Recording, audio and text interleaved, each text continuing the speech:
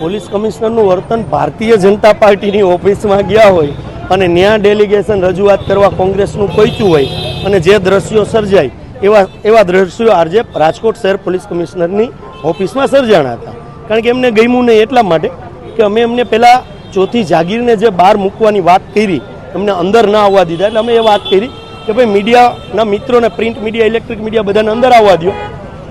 તો એને કીધું ભાઈ મારી ઓફિસમાં આવી રાડારાડી નહીં કરવાની, ગુંડાગીરી નહીં કરવાની. અરે કીધું ગુંડાગીરીનો ક્યાં પ્રશ્ન છે? અને તમારી ઓફિસ નથી, આ તો પ્રજાની ઓફિસ છે. પોલીસ કમિશનર આવતા રહે ને ફરતા રહે, સામાન્ય નાગરિક પણ જઈ શકે. એટલે એમની યારે અમારે જે ટીઆરપી ગેમ ઝોનની અંદર જે ઘટના બની છે એ ઘટનાના જે મુખ્ય આરોપી સાગઠિયાજી છે, એની બેનામી જે સંપત્તિ પકડાની, એનો નાર્કો ટેસ્ટ કરવામાં આવે તો ભારતીય જનતા પાર્ટીના ઉચ્ચ કક્ષાના કેટલા લોકો એની સાથે જોડાયેલા છે, ઉચ્ચ કક્ષાના અધિકારીઓ કેટલા જોડાયેલા છે, સત્ય હકીકત બહાર આવે અને લોકોને ભારતીય જનતા પાર્ટીનું સ્વરૂપ, અસલી સ્વરૂપ દેખાય. એ વિરોધ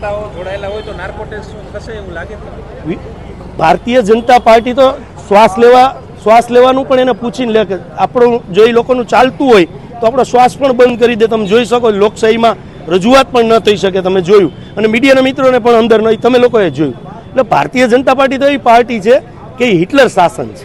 એટલે એની ચર્ચા આપણે નહીં કરીએ, પણ એક વિરોધ પક્ષ તરીકે, સબળ વિરોધ પક્ષ તરીકે અમારી નૈતિક જવાબદારી થાય છે કોંગ્રેસ પાર્ટી તરીકે કે અમે આ ગેમ ઝોન થયા પછી પીડિતોને ન્યાય મળે એના માટે અમે લડી રહ્યા છીએ.